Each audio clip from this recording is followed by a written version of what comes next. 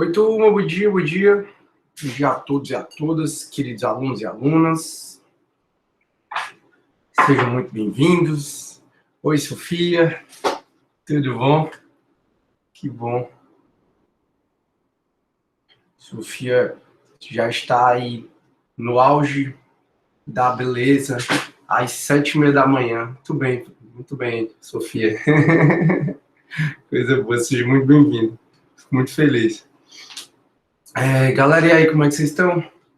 Deixa eu ver aqui como é que tá todo mundo. Oi, Jamila, bom dia. Lívia, show. Priscila.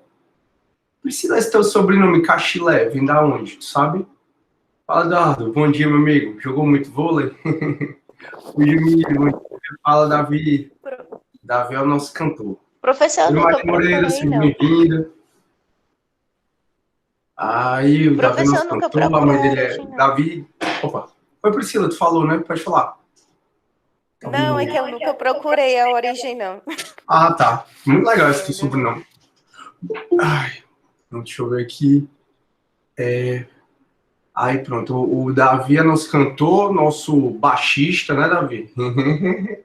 E a mãe dele também. A Sofia, o auge do sono, só se for. O Eduardo não jogou vôlei, essa FDS, nem eu, mas faz parte. O Cleilson, bom dia a todos, semana de saúde e prosperidade a todos. Show, show, boa.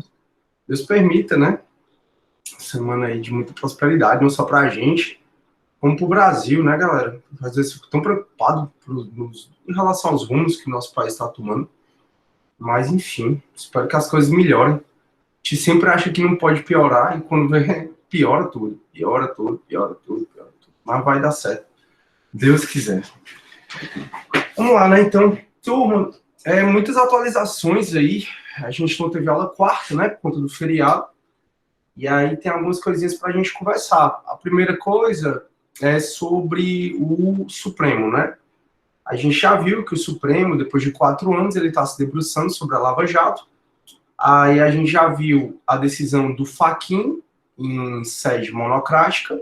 Ele sozinho diz que o Moro era incompetente para julgar as questões lá envolvendo o ex-presidente Lula, né? Tanto o sítio Atibaia, como também o triplex do Guarujá. E também do Instituto Lula. Todas as 4 ações contra o Lula, o Fachin disse, não, o Moro é incompetente. Por quê? Só para lembrar para vocês. Porque a Lava Jato começou com uma investigação de desvio de verbas públicas da Petrobras. Aí começaram a investigar e foram descobrindo outros crimes. Aí, como descobriu esses crimes do Lula, né, que em tese ele cometeu, nessa investigação que começou em Curitiba, aí o Moro se julgou competente. Mas, de acordo com o Supremo, não ficou comprovado esses supostos crimes do Lula. Eu falo supostos porque ele ainda está presumido inocente, né? A gente tem que falar da presunção de inocência. E não ficou comprovado entre esses supostos crimes do Lula e as ações da Petrobras que ocorreram em Curitiba. Então, esses crimes do Lula ocorreram aonde? Ocorreram em Brasília ou ocorreram em São Paulo, que é o que o Supremo ainda vai decidir, né? O fato é que o Fachin já tinha decidido monocraticamente que o Moro não era competente para julgar as 4 ações penais contra o Lula, exatamente porque os crimes não ocorreram em Curitiba. Competência é algo que vocês vão estudar comigo. A gente vai ver que a competência, como regra, de acordo com o artigo 70, é onde se consumou a infração. E, de acordo com o Supremo, as supostas ações do ex-presidente Lula nem passaram por Curitiba, por isso que foi anulado. Aí a gente tinha falado sobre isso e tinha falado sobre a decisão da segunda turma do STF em considerar o Moro suspeito. E aí a segunda turma do STF já considerou o Moro suspeito. Isso aí ainda está rolando, mas já foi considerado suspeito. Então é mais um motivo da nulidade do processo. E agora, semana passada, quinta passada, o Supremo, o Pleno, os 11 ministros foram julgar um agravo interno, um recurso da PGR contra essa decisão do Fachin, essa monocrática que eu falei. Então a PGR entrou com um agravo, aliás, um recurso contra essa decisão do Fachin e levou essa decisão do Fachin para o Pleno, para decidir o que é que o Pleno acha, se o Fachin tem razão ou não. E o pleno decidiu que o Fachin tem razão, ou seja, que o Moro é sim competente. Foi 8 votos a 3. E agora, próxima semana, aliás, essa semana, quinta-feira agora, eles vão decidir qual é o juízo que é competente para julgar. Está prevalecendo que o juiz competente para julgar é o de Brasília. Mas o Alexandre de Moraes está achando que é o de São Paulo. Aí a gente vai ver o que vai acontecer essa semana. Então, por enquanto, o próprio pleno do Supremo diz que o Moro é incompetente. Se o Moro é incompetente, toda e qualquer condenação contra o Lula foi anulada em sede da Lava Jato, né, aquelas 4 ações. Já tinha 3 condenações, né, 2 num processo, 1 no outro. E aí todas foram anuladas, o que torna o Lula elegível, por enquanto, né, até 2022, frente à lei da ficha limpa. Essa é a primeira atualização. A segunda atualização, turma, é em relação ao pacote anticrime, porque o presidente Bolsonaro, no direito dele, ele não fez nada de errado, ele vetou alguns dispositivos do pacote anticrime. A gente já viu, o pacote anticrime é uma lei que modificou o Código Penal, modificou bastante o Código de Processo Penal e modificou algumas partes das leis especiais. Lei de interceptação telefônica, lei de armas, lei de crime hediondo. E aí, para a nossa matéria, né, no CPP, o presidente Bolsonaro ele vetou, se não me engano, foram 26 dispositivos. Quando o presidente da República veta, o veto tem que ser expresso e tem que ser motivado, ser evidência inconstitucional. Ele vetou e mandou as razões do veto para o Congresso Nacional, que deveria ter votado há muito tempo. Os vetos do Bolsonaro estavam trancando a pauta do Congresso há muito tempo, só que o Congresso dizia que tinha coisas mais importantes para ver, né, diante da situação do país. O fato é que os vetos foram apreciados também na semana passada, e os vetos, alguns deles foram derrubados. Para a nossa matéria, o que é que interessa? O primeiro, só 2. O primeiro é que, não sei se vocês lembram, a gente falou de quando um policial ele está sendo investigado, ele necessariamente vai ter direito a um advogado, né? A gente já falou sobre isso. Que quando é instaurado uma investigação contra um policial por algo que ele cometeu no exercício das funções dele, ainda que ele tenha agido em legítima defesa, em algum excludente de licitude, por exemplo, ele vai ser intimado para constituir advogado. Se ele não constituir advogado, vai o órgão que ele trabalha constituir advogado para ele. A gente já viu isso. Então, o policial, quando ele for investigado por algo no exercício da função dele, ele vai ter um advogado, né? Então, ele vai intimar, se ele não constituir, aí a organização que ele trabalhava à época vai constituir para ele. Aí o Bolsonaro tinha vetado o fato de que esse patrocínio desse advogado, patrocínio dessa investigação seria da Defensoria Pública. E o Bolsonaro vetou isso, dizendo que não seria da Defensoria Pública. E aí o Congresso Nacional derrubou, dizendo que ainda que seja policial militar investigado, quem vai fazer o patrocínio, caso ele não constitua advogado, é a Defensoria Pública. E os custos com a Defensoria Pública, quem vai pagar é o órgão que esse policial trabalhava à época. Então, esse foi o primeiro veto que foi derrubado, que quem vai fazer o patrocínio da investigação de eventual policial militar investigado porque cometeu no exercício das suas funções. E quando eu falo policial, é qualquer agente do artigo 144 da Constituição, certo? Policial federal, policial militar, policial rodoviário federal, policial ferroviário federal, todos os agentes da Força de Segurança Pública, 144. Então, esse foi o primeiro veto derrubado, e o segundo veto derrubado diz respeito à matéria que a gente está estudando agora. Eu até escrevi para vocês qual era a alteração, em relação à videoconferência. Porque todo mundo que for preso, seja em flagrante, seja cautelarmente, tem que ser imediatamente, em até 24 horas, apresentado ao juiz, né, para fazer a tal da audiência de custódia, que é o que a gente está estudando. E aí, tinha no pacote de crime dizendo que não poderia haver a audiência de custódia de maneira virtual, que a audiência de custódia tinha que ser presencial mesmo. E aí o Bolsonaro vetou, dizendo que não tem problema a audiência de custódia sendo virtual e de maneira que esse veto foi derrubado. Ou seja, se não fosse a pandemia, que é onde justifica, a gente está em trabalho remoto, toda semana ou toda vez que o governador prorroga o decreto dele, o judiciário tem prorrogado também. A nova presidente, ela é bem diferente do presidente antigo, não que ela seja ruim, amarela, olha, e não que o presidente antigo também seja ruim, mas o presidente antigo do TJ são formas de fazer gestão diferentes, né? O presidente do TJ, acho que em maio, ele disse assim, a gente fica em teletrabalho até janeiro do ano que vem, até 31 de janeiro. Então, em maio do ano passado, de 2020, o ex-presidente, o embargador Washington, ele prorrogou o teletrabalho até janeiro de 2020. Ele disse, não vou acompanhar os decretos do governador, vou logo colocar para janeiro. Já a atual presidente, não, ela fica acompanhando passo a passo. E aí a gente está em teletrabalho até dia 5 de maio, em consequência desse último decreto aí do governador. O fato é que quando voltar presencial, as audiências de custódia vão ter que ser presencial. Então não vai mais poder haver audiência de custódia virtual, a menos que outra razão justifique, como a questão da pandemia, né? Mas se a gente não tivesse em pandemia, todas as audiências de custódia necessariamente deveriam ser presenciais. Tem que ver, tem que estudar um pouquinho mais, ver aí o que acontece. Eu não vejo o menor problema essa questão de ter virtual. Eu até concordo com o veto do presidente, mas o Congresso Nacional resolveu derrubar isso. Beleza? Então, essas são dos dois motivos do veto que são mais importantes para a gente. A atualização mais importante para a gente é essa. Aí, turma, eu pedi para a Karen enviar para vocês um materialzinho. Foi um materialzinho que eu fiz com a turma do semestre passado, que é sobre prisão e liberdade provisória. É um outro material para vocês estudarem, caso queiram. Hoje eu vou até para esse material para a gente conversar um pouco sobre a questão da diferença de prisão temporária para prisão preventiva.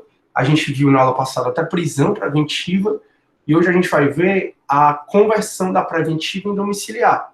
A gente ainda está falando em prisões e liberdade provisória, está falando ainda sobre o que acontece na audiência de custódia, que o juiz vai analisar a legalidade ou ilegalidade da prisão em flagrante. Flagrante sendo ilegal, o juiz relaxa. Flagrante sendo legal, o juiz, como regra, concede a liberdade provisória, com sem fiança e age mais cautelares. Em último caso, ele converte a prisão em flagrante em prisão preventiva. Aí eu já vou revisar um pouco isso, essa conversão, e a gente vai falar da possibilidade de conversão, não só do flagrante para preventiva, como a gente já conversou, vou só revisar essa parte, como também conversão da preventiva para domiciliar. Então, quando alguém está preso em prisão domiciliar, o que é que acontece? Hoje em dia, tem muita gente presa em prisão domiciliar. Hoje em dia, depois da pandemia, uma recomendação do CNJ foi priorizar a prisão domiciliar, em especial aos presos sem pena. Presos sem pena são esses presos cautelares, né? São os presos em prisão cautelar que a gente está conversando. Então, o que a gente vai falar hoje é da possibilidade de conversão de flagrante em preventiva, só revisar rapidamente, depois preventiva em domiciliar, e aí a gente acaba prisão preventiva. Só que aí eu vou falar ainda de prisão temporária, que é a terceira e última prisão cautelar. São 3 prisões cautelares, né? A flagrante, a preventiva e a temporária. Hoje eu falo da diferença de preventiva e temporária, e aí a gente acaba essa matéria. Então hoje eu pretendo acabar essa matéria, prisões, medidas cautelares e liberdade provisória. E aí, turma, eu queria muito que vocês resolvessem esse exercício, certo? Muito.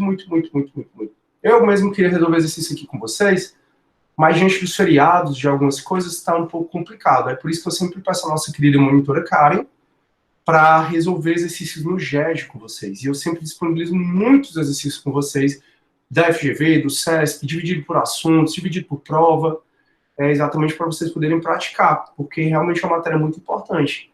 E não esqueçam que na prova de vocês, na AV2, a matéria vai até aqui, tá? Até terminar essa matéria, essa unidade. Já passei para vocês a estrutura, né? Quantas questões são de cada um, já? Acho que eu passei na aula passada, não foi? Que aí são... agora eu não vou lembrar, deixa eu pegar aqui. Só para vocês. anotarem.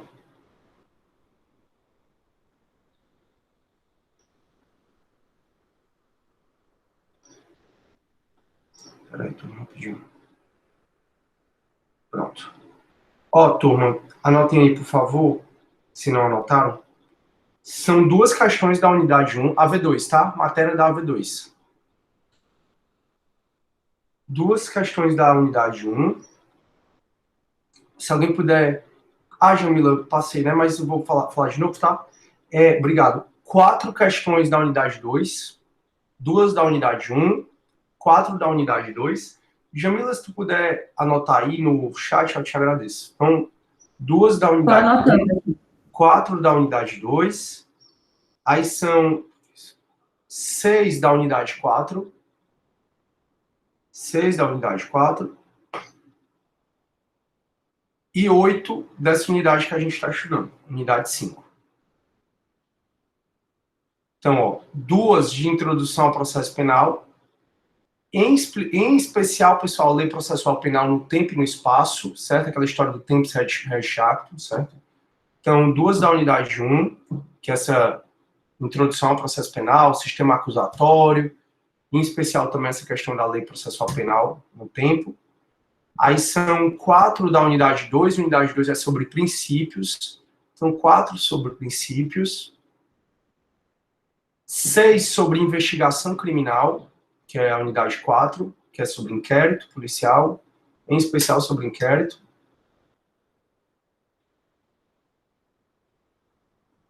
E 8 sobre a unidade 5. Anotem aí, pessoal, os tópicos, certo? Que essa eu não falei, não. Unidade 1 é o tópico 7. Você vai ver lá no plano de ensino. É o 01.07. Unidade 1, 01.07. Unidade 1, certo? As duas questões da unidade 1 é sobre o tópico 7 da unidade 1, que é o 01.07. Pessoal, o que é isso? Aí você vai lá no plano de ensino ver, tá bom? Aí unidade 2, só tem um tópico, a unidade 2, então é o tópico 1. Unidade 4 é o tópico 3 e 4. Unidade 4, então você vai lá e vê, né? O 4.3 e 4.4. Valeu, Jamila. Obrigado, linda. Unidade 4, tópico 4.3 e tópico 4.4. Então, na unidade 4 não vão cair 6 questões. As 6 são sobre o 4.3, que é sobre inquérito, e sobre o 4.4, que é sobre o TCO. E, finalmente, a unidade 5 é quase toda ela, mas é em especial o 5, o 6, o 7 e o 8. Então, a unidade 5 é o 5, 6, 7 e 8. Para quem não está entendendo o que eu estou falando, vai no plano de ensino, aí você vai ver que cada unidade tem vários tópicos. Eu estou dizendo quais são os tópicos que vão cair, tá bom? Então, unidade 1, tópico 7, unidade 2, tópico 1, unidade 4, tópico 3 e tópico 4, e unidade 5, tópico 5, 6, 7 e 8. Beleza? Massa. Então, turma, vou começar a compartilhar minha tela. O material que eu vou apresentar para vocês já está tanto no AVA, como a Karen já mandou no grupo. Ela acabou de me dizer aqui que mandou no grupo, tá bom? O material de vocês, eu coloquei aqui no AVA. Tá em... Deixa eu só desabilitar aqui. Só um minutinho. Pronto, ó. Você vai para a nossa unidade, que é a que a gente está agora, ó, unidade 5. Na unidade 5, aí vai ter aqui, ó, prisões e liberdade provisória. Esse arquivo aqui, ó. Prisões e liberdade provisória. Tá bom? É isso que a gente vai usar agora. E a Karen mandou aula 1 a 7. Vixe, Maria. Pronto. Então, turma, eu tô falando desse materialzinho aqui, certo? Das prisões, medidas cautelares e liberdade provisória. Um outro materialzinho para você estudar. Aqui a gente já falou de prisões, o conceito, a espécie. Aí já falamos que ninguém vai ser preso, salvo em flagrante ou por mandado judicial. Tudo isso a gente já viu, né? Que aí tem as espécies de prisões, a regra que o cara vai responder em liberdade. Tem espécies de prisões provisórias, processuais, procedimentais, cautelares. Aí temos a prisão em flagrante, a preventiva e a temporária. Vimos que a rainha das prisões cautelares é a preventiva. Então, se você for no presídio, se você vê uma matéria no jornal em que o cara está preso, aguardando julgamento, muito provavelmente ele está preso preventivamente. Tanto o flagrante como a temporária pode ser convertida em preventiva, mas o inverso não é verdadeiro. Já falamos sobre isso. E a preventiva, ela pode ser convertida em prisão domiciliar, que é o que a gente vai estudar na aula de hoje, tá? Então, aí você vai estudando, a gente já viu tudo isso. Dá para você dar uma boa revisada. Isso aqui tudo você vai lembrar, não se preocupe. Beleza? Aí a gente chegou na audiência de custódia. Na audiência de custódia, ocorre quando o auto de prisão em flagrante em até 24 horas chega no juiz. Lembre que o juiz ele tem que fazer a audiência de custódia em até 24 horas, como regra. E aí vai analisar se o flagrante é ilegal ou se o flagrante é legal. Se for ilegal, toda prisão ilegal deve ser relaxada. Não esqueça de pedir sempre o alvará de soltura quando você quer que seu cliente saia. Já a prisão legal, se a prisão for legal, o juiz, como regra, vai considerar a liberdade provisória, com fiança ou sem fiança. Em qualquer caso, ele pode aplicar as medidas cautelares, como a gente já conversou. E aí, para ele decretar as cautelares, ele tem que fundamentar a necessidade e a adequação. Já falamos de quebra, de perda da fiança e de reforço do valor da fiança. E aí, na aula passada, a gente falou que, em último caso, quando alguém é preso em flagrante, em último caso, o juiz converte a prisão em flagrante em prisão preventiva. Para isso, precisa ter PEC e ISA, prova da existência do crime, indício e ciente de autoria, que é o fumus comissi delicti e o periculum libertatis, né? Fumus comissi delicti é a fumaça do cometimento do delito, é a tal da PEC e da ISA, e o periculum libertatis é isso, que eu estou falando nessa parte final, ó. A prisão preventiva poderá ser decretada para, aí diz aqui, ó, parte final, quando houver prova da existência do crime, indício e ciente de autoria, que é a PEC e a ISA, e de perigo gerado pelo estado de liberdade do indivíduo. Ou seja, tem que ser com base no caso concreto. Então, o juiz ele tem que fundamentar a preventiva com base na prova da existência do crime, a PEC, indício e ciente de autoria e perigo gerado pelo estado de liberdade do imputado, né, do indivíduo. Tem que ser com base no caso concreto. Clamor popular não é fundamento para decretar preventiva, não esqueça. Para ele decretar preventiva, além do fumus comissi delicti do periculum libertatis, é necessário que tenha pelo menos um requisito do 312 e um do 313. 312, ele traz 5, né? Tipo 5, aí eu tenho que ter pelo menos um deles. Aqui no 312 caput tem 4. Quando ele fala assim, ó, a prisão preventiva poderá ser decretada como, 1, garantia da ordem pública. A gente viu que garantia da ordem pública é uma coisa muito genérica, né? Que o legislador perdeu a oportunidade de especificar o que é isso. O STJ e a demais jurisprudência vem dizendo que garantia da ordem pública é o risco concreto de reiteração delitiva. Então, o juiz mantém a prisão do cara, ou seja, converte o flagrante em preventiva pela garantia da ordem pública quando tem risco concreto e o cara vai continuar a delinquir, ou então o risco de vida do próprio preso. A sociedade vai matar o cara. É o caso Nardoni, do goleiro Bruno. Talvez seja até o caso, porque eu não peguei para ler a decisão ainda, se nem se foi divulgado, da mãe do menino Henry, da mãe do pai, né? Também como garantia da ordem econômica, por conveniência da instrução criminal, ou então para assegurar a aplicação da lei penal. Então, para o juiz decretar, tem que ter o que está aqui em negrito, esses 3, e tem que ter um desses 4 aqui que a gente está falando. Só que não basta isso, ele tem que ir lá para o 313 e tem que pegar um do 313 também. Então, o juiz só pode decretar preventiva se o crime for doloso, punido como regra com pena privativa de liberdade máxima superior a 4 anos, ou se o indivíduo for reincidente, então ele cometeu um crime que a pena máxima é até 3 anos, ameaça, por exemplo, com causa de aumento de pena, a pena máxima vai até 3 anos, então, como regra, se a pena máxima do crime é até 4 anos, não cabe a preventiva, mas o juiz nota que o cara é reincidente em crime doloso. Se o juiz nota que o cara é reincidente em crime doloso, ainda que ele tenha cometido um crime, um indivíduo com pena máxima menor do que 4 anos, por ele ser reincidente em crime doloso, o juiz ele pode manter a preventiva. E também se envolver vulneráveis. Então, o juiz tem que pegar esses três: prova da existência do crime, de suficiência de autoria, perigo gerado pela liberdade do Estado do indivíduo, pegar um do 312 e um do 313. Por isso que eu sempre disse para vocês, é muito difícil você decretar prisão preventiva, porque o juiz tem que pegar vários desses fundamentos no caso concreto, nem sempre é tão simples assim. Né? Porque é injusto, eu sempre repito isso para vocês, dizer que a polícia prende, o judiciário solta. O judiciário solta, beleza, mas só solta porque o legislador manda soltar, já que quem fez esses requisitos todos foi o legislador.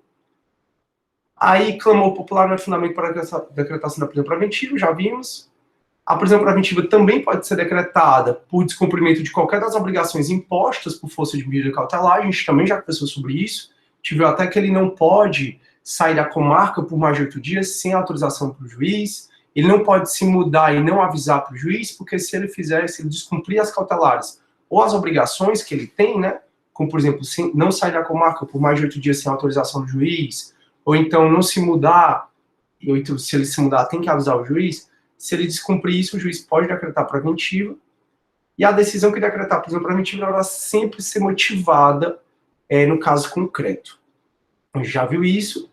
Já vimos também que será esse parágrafo primeiro, turma, é uma possibilidade de prisão preventiva que também é a possibilidade de prisão temporária.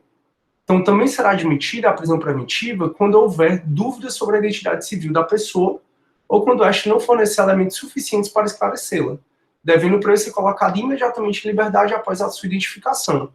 Então, o cara foi preso, não é um caso, a regra é que não se pode fazer identificação criminal é aquela principalmente a datiloscópica, ela principalmente não pode ser feita como regra, mas o cara foi preso por furto qualificado, ninguém sabe quem é o cara, ninguém não tem identidade do cara, ninguém conhece o cara, pode prender preventivamente, se tiver dúvida sobre a identidade civil dele. Às vezes as pessoas usam a identidade da outra, é comum até a pessoa usar a identidade do irmão.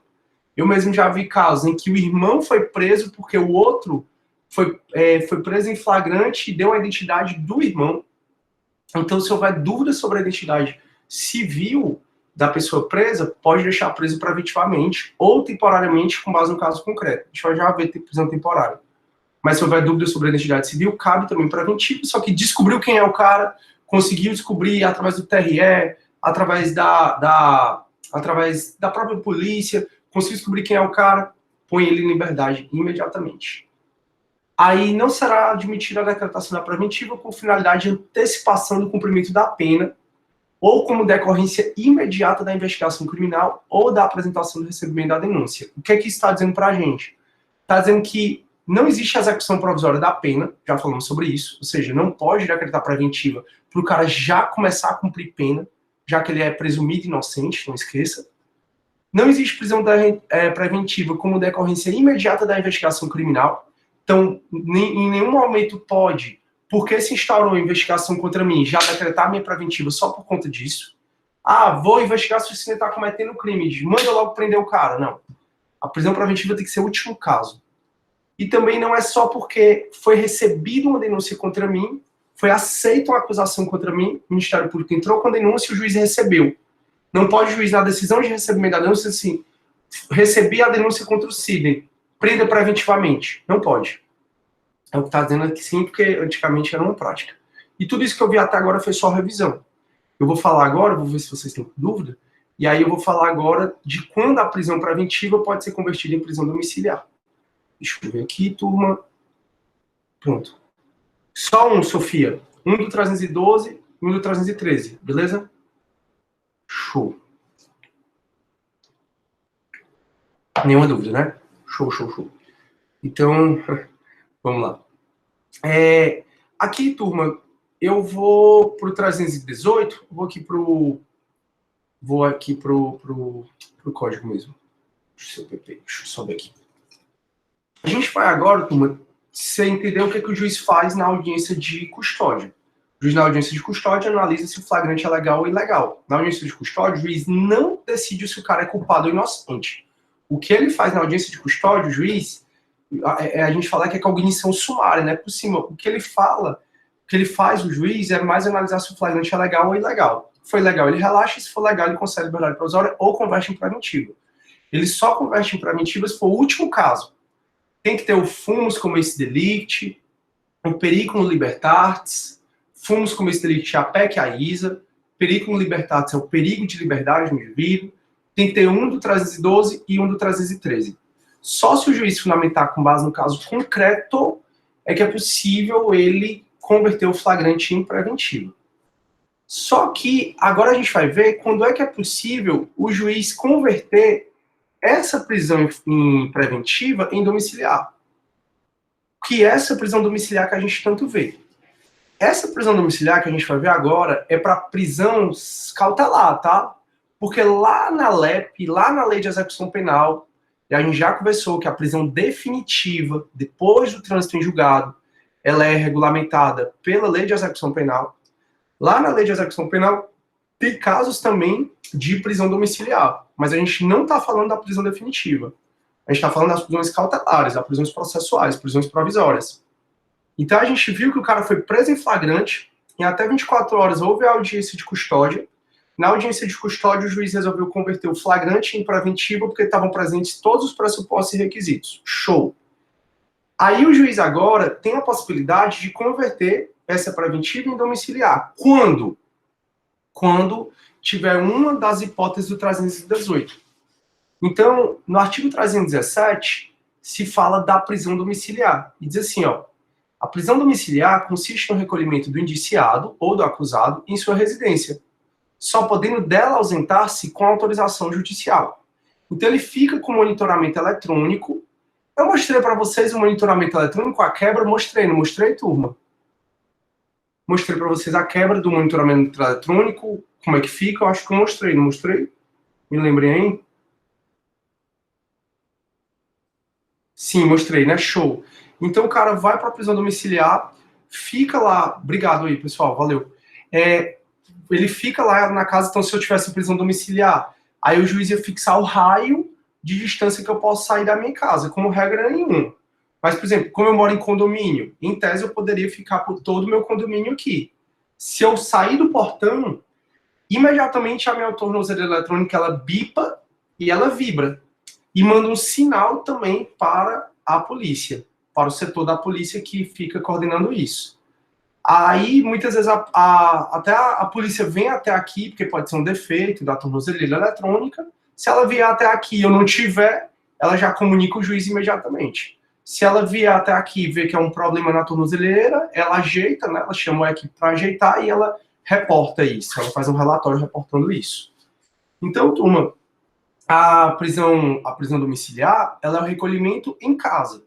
E quando é que é possível esse recolhimento em casa? Aí vai para o artigo 318, que ele diz assim, ó, poderá o juiz substituir a prisão preventiva pela domiciliar quando o agente for maior de 80 anos, então se o preso em flagrante, se o flagranteado, ou se qualquer pessoa que for presa preventivamente, porque a preventiva, turma, como a gente já sabe, ela pode ser uma conversão do flagrante em preventiva, ou pode ser decretada de maneira autônoma. Um delegado, durante a investigação, ele pode representar pela preventiva. O Ministério Público, ele pode representar pela preventiva durante a investigação ou durante o processo. A gente já viu isso no 311, ó. Em qualquer fase da investigação policial ou do processo penal, caberá prisão preventiva decretada pelo juiz a requerimento do MP, do querelante, do assistente ou por representação da autoridade policial. Então, a preventiva, ela pode ser decretada pelo juiz pela conversão de um flagrante em preventiva, né, pelo pedido de conversão, ou de maneira autônoma. Então, durante o processo, eu estou respondendo o processo em liberdade, só que o Ministério Público tem notícias de que eu estou destruindo prova. Ou o Ministério Público tem notícias que eu estou ameaçando testemunha. O Ministério Público pode representar pela minha preventiva, pode requerer, aliás, quem representa a autoridade policial, o Ministério Público pode requerer a minha preventiva durante a investigação ou durante o processo. Essa galera aqui pode. Então, a preventiva ela pode ser decretada ou pela uma conversão do flagrante em preventiva, ou a preventiva ela pode ser decretada de maneira autônoma. De um jeito ou de outro, se foi decretada a minha preventiva, é possível a conversão da domiciliar, da prisão preventiva em domiciliar. E essa prisão domiciliar é o recolhimento do indiciado ou do acusado na residência, só podendo sair dela com autorização judicial. Então, quando é que o juiz pode substituir a preventiva pela domiciliar? Só nessas hipóteses aqui. A gente está falando de prisão cautelar, ok? A gente não está falando de prisão definitiva, que aí é a Alep que vai falar. Então, o artigo 318 diz que vai poder haver essa conversão quando for maior de 80 anos a pessoa, quando a pessoa, independentemente da idade, foi extremamente debilitada por motivo de doença grave, inclusive por indicação da professora Mariana Lopes, eu assisti ontem um filme bem antigo, que até o Tom Hanks ganhou o Oscar por ele. Você vê o Tom Hanks e o Antônio Bandeira bem novinho, é muito legal, chamado Filadélfia. O cara interpreta como ninguém, e é muito julgamento judicial, é muito legal o filme. Aí ele, no filme, ele sofre de AIDS, e aí ele vai morrendo durante o filme, você vai acompanhando isso. E aí é um cara que é bem novinho e está extremamente debilitado por motivo de doença grave. Nesse caso, se ele tivesse preso preventivamente aqui no Brasil, seria possível o juiz converter essa prisão preventiva em prisão domiciliar.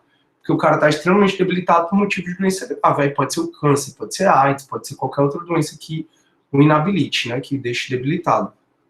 Aí, quando também for... Aí aqui, cuidado, tá? Com relação a crianças. Quando for imprescindível, ao cuidados especiais de pessoa menor de 6 anos de idade ou com deficiência.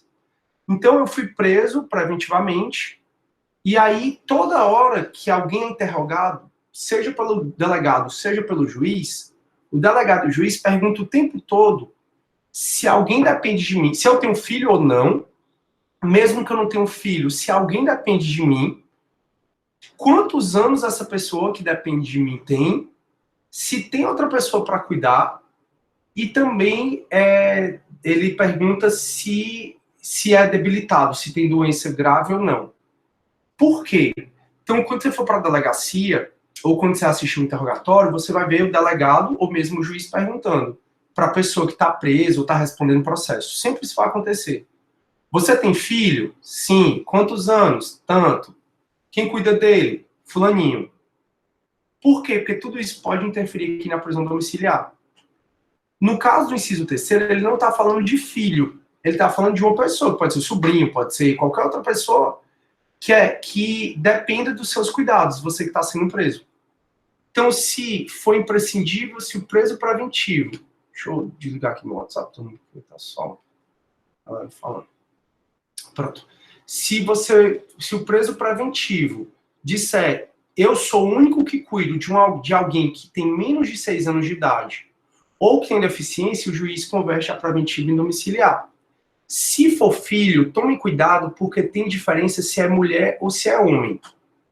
Filho vai até 12 anos e não necessariamente 6 anos. Só que se for para mulher, basta a mulher dizer, a mulher que foi presa preventivamente, basta ela dizer que tem um filho e que esse filho tem até 12 anos de idade, que ela ganha o direito de ir para a prisão domiciliar. Porque diz que poderá o juiz substituir a prisão preventiva em domiciliar quando a mulher tiver filho de até 12 anos de idade incompleto. Já o homem, aí muitos advogados orientam o homem a falar dessa forma, não basta que ele tenha filho até 12 anos. Ele tem que ser o único responsável pelo cuidado dos filhos de até 12 anos de idade incompleto para ele ganhar direito a ir para prisão domiciliar. Então, a mulher, se ela disser para o juiz, doutor, o juiz pergunta, você tem filho? Sim. Quantos anos ele tem? Ah, ele tem 11. Muito provavelmente o juiz já vai converter a prisão preventiva dela em domiciliar. Ainda que quem cuide desse filho seja o pai, ainda que exista outra condição para isso. A mãe que ajude no cuidado, a avó, no caso, ajude no cuidado. Já o homem, não. O homem só ganha esse direito, aspas, de ir para a prisão domiciliar se ele for o único responsável pelo cuidado dos filhos de até 12 anos de idade incompleto. O único responsável. Então, se você cuida de alguém que é seu sobrinho, é um menino, sei lá, é alguém que você cuida.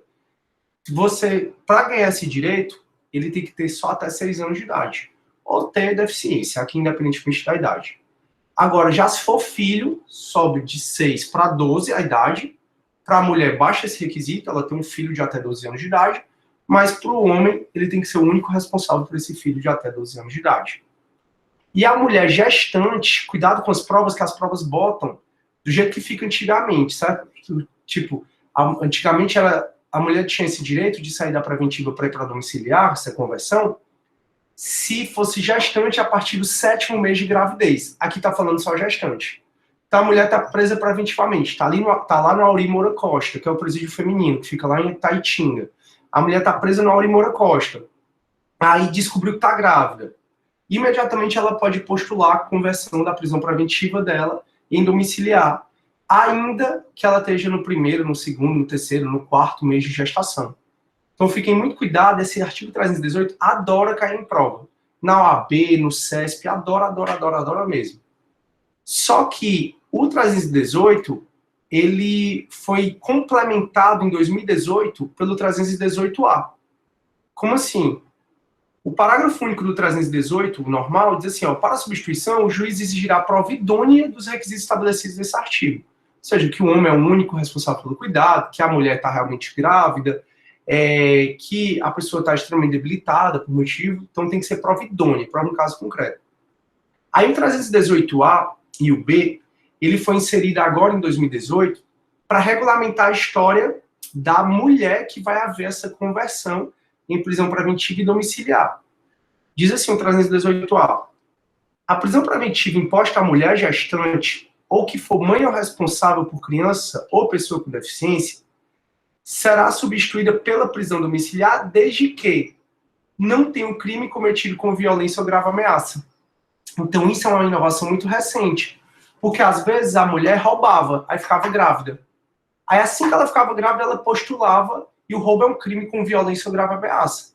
Aí assim que ela engravidava, ela pedia para ir para a prisão domiciliar. E aí muitas vezes o juiz tinha que conceder, ainda que o crime que ela tivesse cometido fosse um homicídio, fosse um roubo.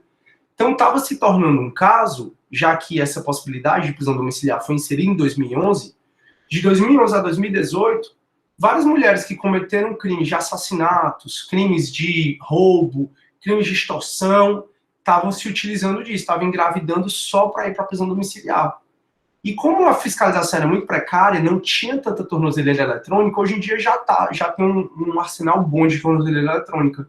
Mas no começo não tinha, elas engravidavam, conseguiam responder em liberdade, muitas vezes abortavam depois que saíam, muitas vezes continuavam a cometer crimes. Aí em 2018, o legislador disse assim, ó, essa possibilidade de a mulher. E o que eu acho preconceituoso desse artigo é que ele foca na mulher. Muito embora a jurisprudência muitas vezes estende ao homem, mas você vê que é só a mulher. A mulher ela não vai poder haver essa conversão de preventiva em domiciliar se o crime que ela tiver cometido é com violência ou grave ameaça. Então a OAB adora cobrar isso. Fulaninha foi presa em flagrante pelo crime de roubo. Fulaninha é responsável pelo filho. Fulaninha tem um filho de 8 anos de idade. O juiz negou a conversão da prisão preventiva em domiciliar. O juiz agiu e tem A corretamente, porque isso, aquilo outro, tem B de maneira errada, porque isso, aquilo outro. A OAB adora fazer esses casos. Então você sabe que quando existe essa prisão preventiva, não vai poder a preventiva ser convertida em domiciliar, não vai poder haver essa prisão domiciliar se o crime que a mulher tenha cometido tenha sido praticado com violência ou grave ameaça à pessoa. Então a gente tem aqui o crime de ameaça, a gente tem um crime de lesão corporal, a gente tem um crime de roubo, crime de extorsão, crime de homicídio, que aí não vai poder haver essa conversão. E também é necessário que o crime que a mulher esteja preso não tenha sido cometido contra o seu filho ou dependente. Óbvio, né? Então a mulher está saindo porque tem filho ou dependente, só que o crime pelo qual ela foi presa foi um crime contra o filho ou dependente. Como assim? Ela deixou o menino lá passando fome, não cuidou do menino, deixou o menino, que é o chamado abandono material, né, do 244 do Código Penal. Então ela abandonou o menino, foi presa em flagrante, esse flagrante foi convertido em preventiva, e aí ela, não, mas eu quero meu direito aí para domiciliar, mas como se o crime que você cometeu foi contra o teu próprio filho? E o que tirar direito aí para domiciliar é o teu próprio filho? Então, realmente, o 318, na minha opinião, deveria mesmo ter sido inserido, mas não deveria ter limitado só a mulher aqui. É o que eu critico muito esse artigo. E a 318B, vai dizer assim, ó, a substituição de que trata o 318 e 318-A poderá ser efetuada sem prejuízo das medidas cautelares do 319. Então, toda hora, o juiz ele tem o apoio das cautelares. As cautelares, elas entraram aqui no 309, vou repetir isso, para poder o juiz ter liberdade, ter segurança de converter a prisão, de deixar o cara responder o processo em liberdade. Então, ainda que a pessoa tenha convertido a prisão preventiva em domiciliar, é possível que o juiz decrete as cautelares, 1, 2, 3, todas, mas o juiz tem que fundamentar na necessidade de adequação da medida, como a gente já falou. Turma, alguma dúvida sobre 318, 318A ou 318B? Deixa eu ver a Sofia aqui.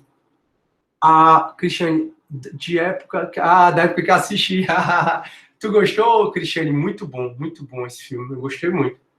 Aí a Sofia, se a gestante vir perder o filho, continuaria em domiciliar, aí tu diz assim, né, ela foi para domiciliar e aí perdeu o filho, né? Aí nesse caso, o juiz vai ter que analisar o caso concreto, Sofia. Porque o que o código autoriza é a mulher gestante ou com filho, como você viu aí.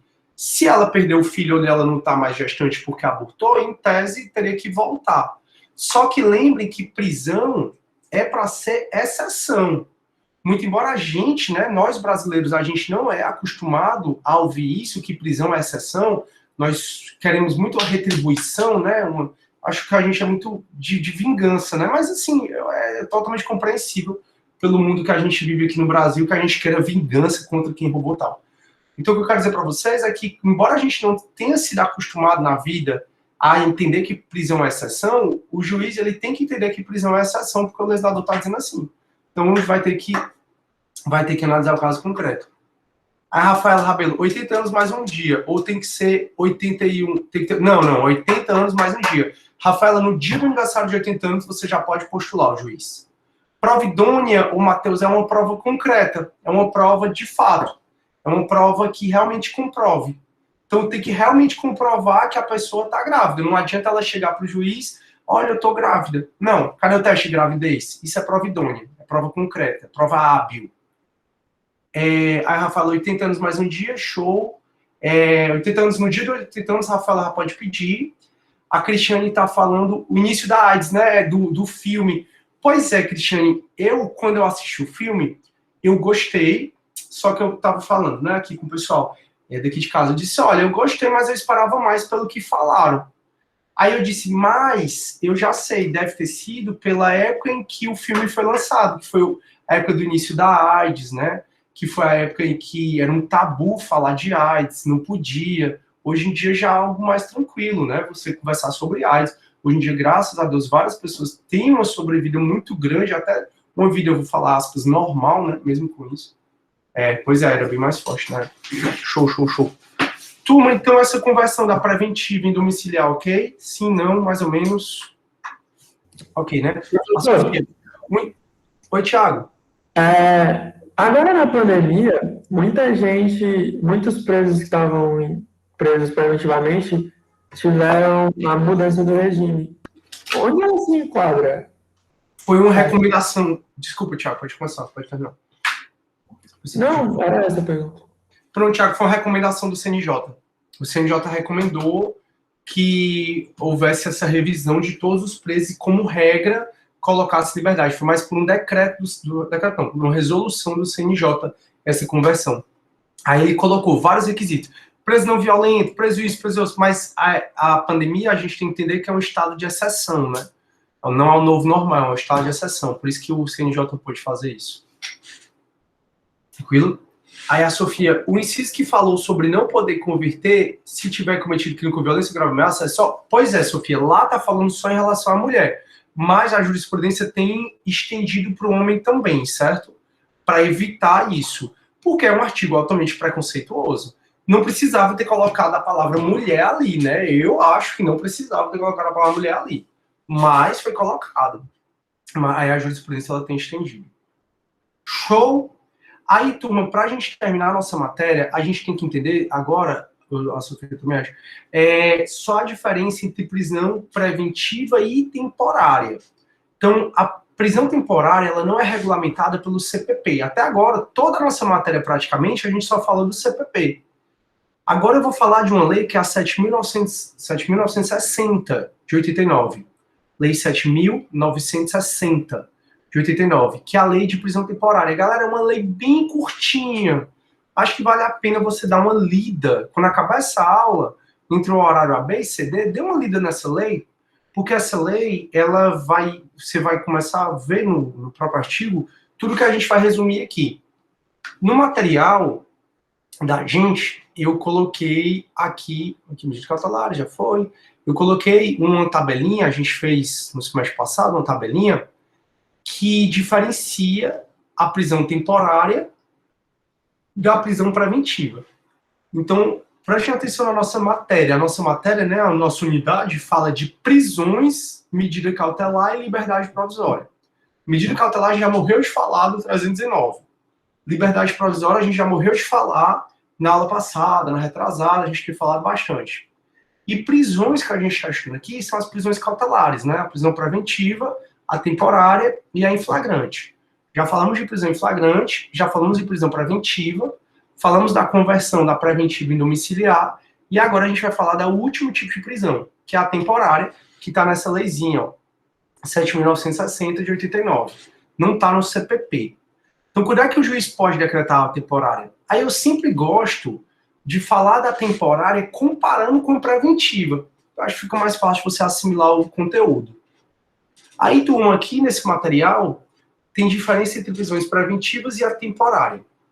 Primeira diferença é a previsão legal. Como a gente já conversou, a prisão preventiva está prevista no CPP, do 311 e seguintes. Você pode botar 311 até o 350, né, que é quando ele acaba cautelar, fiança e tal, ele fala da preventiva.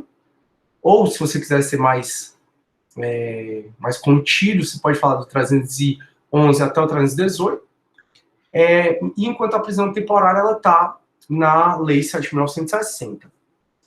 A prisão temporária, pessoal, é uma prisão para investigação, para auxiliar nas investigações. Então, a prisão temporária só é cabível antes do processo. Durante o processo penal, não cabe temporária. Só vai caber temporária durante as investigações, durante o inquérito, durante o PIC, durante o TCO, mas TCO nem cabe muito não, porque é juizado especial. Então, se já tem processo, não é mais cabível a temporária. As provas às vezes colocam assim, o juiz recebeu a denúncia e decretou a temporária. Aí pergunta se está correto. Não está, porque se o juiz recebe a denúncia, começou o processo penal. A temporária só é cabível em fase inquisitorial.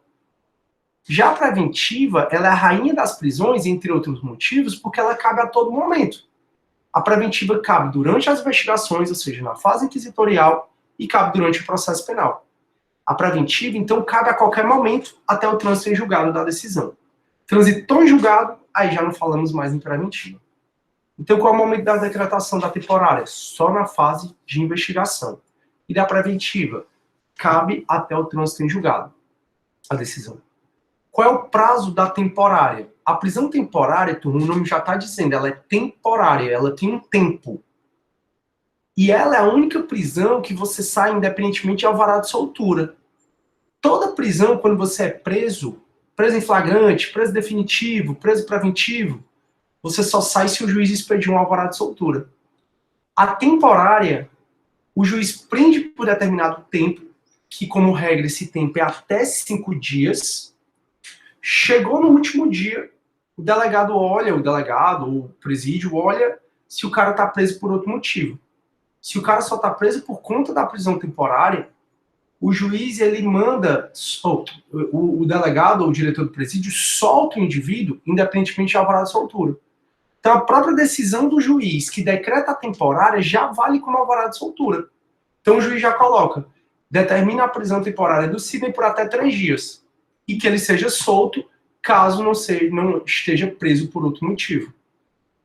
Então, a temporária é a única que o cara sai, que é a única prisão que o indivíduo sai, independentemente de alvará de soltura.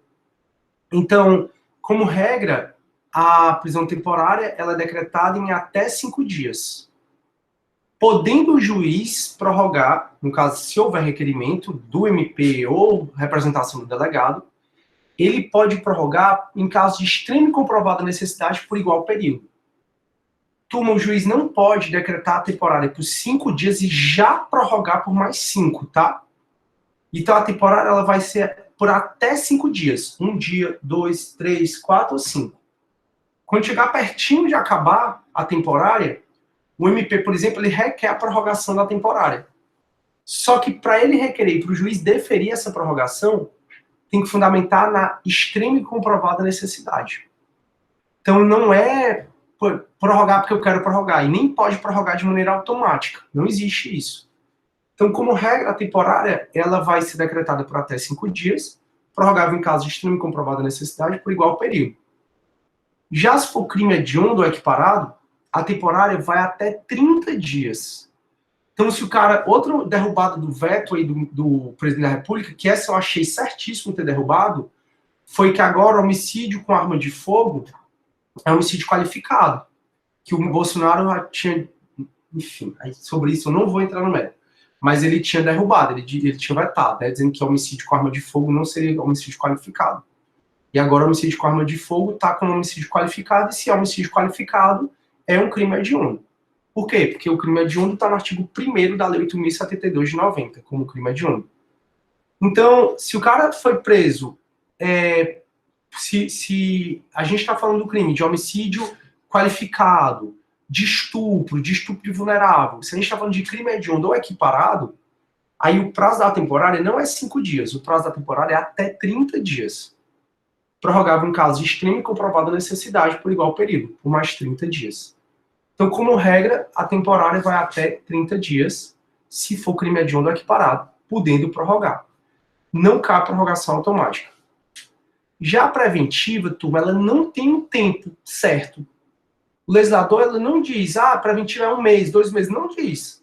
A preventiva dura enquanto durar seus pressupostos. Então, enquanto durar a garantia da ordem pública, a garantia da ordem econômica, enquanto durar o pressuposto, é cabível a preventiva. Tanto é que tem gente que fica preso preventivamente por não sei quanto tempo. Só que aquele artigo, né, de 90 dias, que tem que ser revisto, por enquanto está suspenso. Que a gente viu, não, que o juiz deve revisar a necessidade de manutenção preventiva até no máximo 90 dias. Essa parte aqui foi suspensa pelo Fux. É aquela confusão que deu com o Marco Aurélio? Lembram que o Marco Aurélio soltou o André do Rap? Conversei com vocês sobre isso. Então, a preventiva, ela dura enquanto durar seus pressupostos, até o trânsito em julgado, a decisão. Já a temporária, ela tem um tempo. 5 mais 5 ou 30 mais 30. Mas esse mais, que é a prorrogação, só em caso de extrema e comprovada necessidade. Deixa eu ver aqui se alguém está com dúvida. Não. Aí, turma, forma de decretação. Nenhuma preventiva, nenhuma temporária pode ser decretada de ofício. A preventiva, antigamente, podia ser decretada de ofício. Hoje em dia, nem a preventiva e nem a temporária podem mais ser decretadas de ofício. A preventiva, aliás, a temporária, ela vai ser decretada por representação da autoridade policial ou requerimento do Ministério Público. Se a ação penal for quem representou, quem requereu, o MP deve ser... Se a autoridade policial, se quem representou, quem requereu a prisão temporária foi a autoridade policial, o MP deve ser ouvido antes do juiz decidir. Então, o delegado representou pela temporária, o juiz, antes de decidir se decreta ou não a temporária, tem que ouvir o MP, que está na lei temporária. Já a preventiva, ela também não cabe de ofício, cabe a requerimento do MP, do querelante, cabe a representação da autoridade policial, e é isso. Forma de soltura. A temporária, turma, você solta independentemente de alvará de soltura, do magistrado. Então, quando expirar o prazo da temporária e o cara não está preso por outro motivo, é solto temporariamente. Se a temporária for ilegal, você relaxa, o juiz relaxa. Você pode entrar com relaxamento de prisão. Qualquer prisão ilegal, tá, turma? Seja a temporária, seja a preventiva, qualquer prisão ilegal cabe relaxamento de prisão. Não esqueça de pedir o alvará de soltura. Se o seu cliente está preso temporariamente ou preventivamente e você acha que desapareceram os fundamentos, os motivos, você entra com revogação de prisão. Então, flagrante legal, você entra com liberdade provisória. Prisão preventiva ou prisão temporária legal, mas que desapareceu os pressupostos. você entra com revogação de prisão. Então, a revogação de prisão, ela é cabível tanto para a temporária, como para a preventiva, quando elas foram decretadas de maneira ilegal, mas desapareceram os seus fundamentos. Então, por exemplo, o cara foi preso preventivamente ou temporariamente porque ele não... porque a gente não sabia qual era a identidade civil dele. Ele não tinha identidade civil. Só que aí descobriu quem era ele. Descobriu quem era ele, tem que colocar ele em liberdade. Você entra com revogação de prisão. Então, flagrante legal, você entra com liberdade provisória, se quiser soltar o seu cliente. Temporária ou preventiva legal, mas você quer soltar o seu cliente, você entra com revogação de prisão. Beleza? A temporária, você solta independentemente de alvará de soltura, e a preventiva, você só sai com alvará de soltura. Qualquer prisão, você só sai com alvará de soltura, que é uma autorização do juiz que está te dando para você ser solto. Já a temporária é a única prisão que você sai sem alvará de soltura. E aí, quando é cabível, é a última parte aqui da nossa aula. Quando é cabível, pessoal, a prisão temporária. A prisão preventiva, você já sabe, a gente já acabou de falar, quando é cabível a prisão preventiva. Bora falar quando é cabível a prisão temporária. Turma, o artigo 1º da lei da temporária, que é a 7.960, ela tem 3 incisos, esse artigo 1º. Quais são os 3 incisos? O 1, o 2 e o 3, beleza? A temporária só é cabível se estiver presente o inciso 3º. E o inciso 3º traz um rol taxativo de crime. Todos esses crimes são crimes dolosos. Não existe crime nem culposo e nem contravenção penal. Deixa eu explicar aqui melhor. Vou pegar a lei de temporária, que é a lei 7.960, de 89. Vou mostrar para vocês o artigo 1º, que é o que diz, caberá prisão temporária. Aí tem o inciso 1, o 2 e o 3. Você observa que o inciso 3 tem vários crimes, homicídio doloso, sequestro caseiro privado, roubo, extorsão mediante sequestro, vai até a linha P de pato, e terrorismo. Às vezes é bom dar uma lida aqui nesses crimes, tá? E é bom você saber que são todos crimes dolosos, e são crimes, né? Não tem contravenção penal aqui, não tem crime culposo. A jurisprudência, ela se firmou da seguinte forma: só cabe temporária se for em relação a um dos crimes do inciso 3º. Se o crime não tiver nesse rol taxativo do inciso 3º, não cabe temporária. Então, se for furto, por exemplo, furto está aqui no inciso 3º, não tá. Então, não cabe temporária. Ah, mas o homicídio doloso está aqui no inciso 3º? Tá. Então, a priori, cabe temporária. Mas basta o inciso 3º? Não. Tem que fundamentar no 1 e no 3, ou no 2 e no 3. Então, para caber temporária, se você for juiz e você quiser decretar uma prisão temporária, primeiro de tudo você tem que ver se o crime está no inciso 3º, esse rol taxativo. Se não tiver, já nem cabe a temporária. Porque só vai caber temporária se tiver fundadas razões que o cara participou de um desses crimes do inciso 3º. Mas basta o inciso 3º? Não. Tem que o juiz fundamentar no inciso 1 e 3, ou no inciso 2 e 3. Não precisa ser o 1 e o 2 e o 3, não precisa ser os 3 juntos. Basta ser 1 e o 3, ou o 2 e o 3. Então a primeira coisa que o juiz faz quando ele vai apreciar uma temporária é verificar se está presente aqui no inciso 3º o crime. Ah, está presente, porque foi o crime de roubo. Massa. Então ele vai decretar se for imprescindível para as investigações do inquérito policial. Então o delegado representa dizendo que é imprescindível para o inquérito que o indivíduo fique preso. Por quê? Aí o delegado dá as razões dele. Porque o cara está ameaçando testemunha, porque o cara está fraudando provas, porque o cara está ameaçando fugir, porque o delegado vai lá dizer. Ou o MP, né? Quem tá representando, no caso do delegado, ou requerendo, no caso do MP, vai ter que fundamentar. E o juiz vai ver se concorda ou não. Então, cabe a temporária quando for imprescindível para as investigações do inquérito em um desses crimes aqui, do inciso 3º. Ou, quando o indiciado não tiver residência fixa, ou não fornecer elementos necessários ao esclarecimento da sua identidade, nesses crimes aqui. Então, para decretar temporária, sempre o juiz tem que fundamentar no inciso 1 e no 3, ou no inciso 2 e no 3. Sempre tem que ter um inciso terceiro, por isso que eu coloquei aqui, ó. Para acabar a temporária, tem que ter PEC e ISA, né? Só que a PEC e ISA é em relação a um dos crimes do rol taxativo do inciso terceiro. Aí o juiz aplica artigo 1º, inciso 1 e 3, ou artigo 1º, inciso 2 e 3. Não cabe temporária nem para crimes culposos e nem para contravenção penal. Do outro lado, tem os requisitos, né, e fundamentos da prisão preventiva, mas sobre isso a gente já conversou.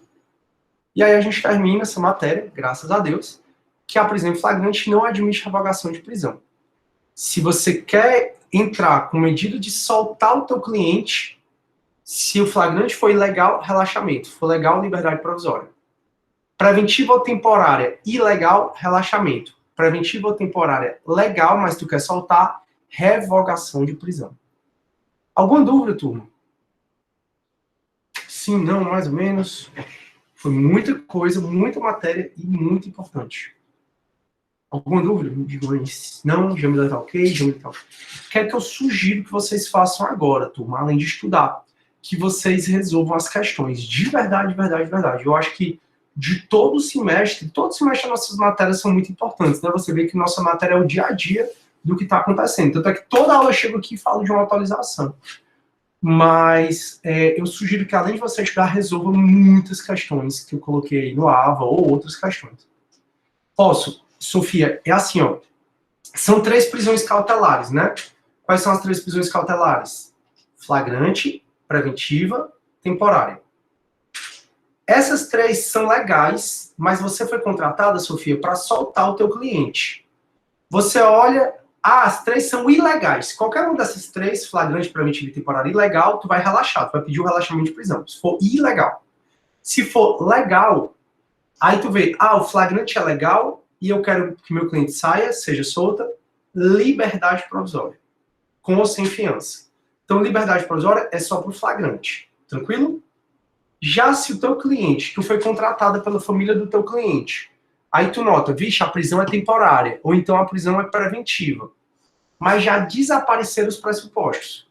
Ou seja, o juiz decretou a preventiva porque o cara estava ameaçando testemunha e a testemunha já foi ouvida. E o teu cliente continuou preso preventivamente, mesmo porque estava ameaçando o testemunha que já foi ouvida. Aí, nesse caso, se tu nota que a prisão preventiva ou temporária é legal, mas desapareceram os pressupostos, à medida que tu entra, a petição que tu entra, se chama revogação de prisão.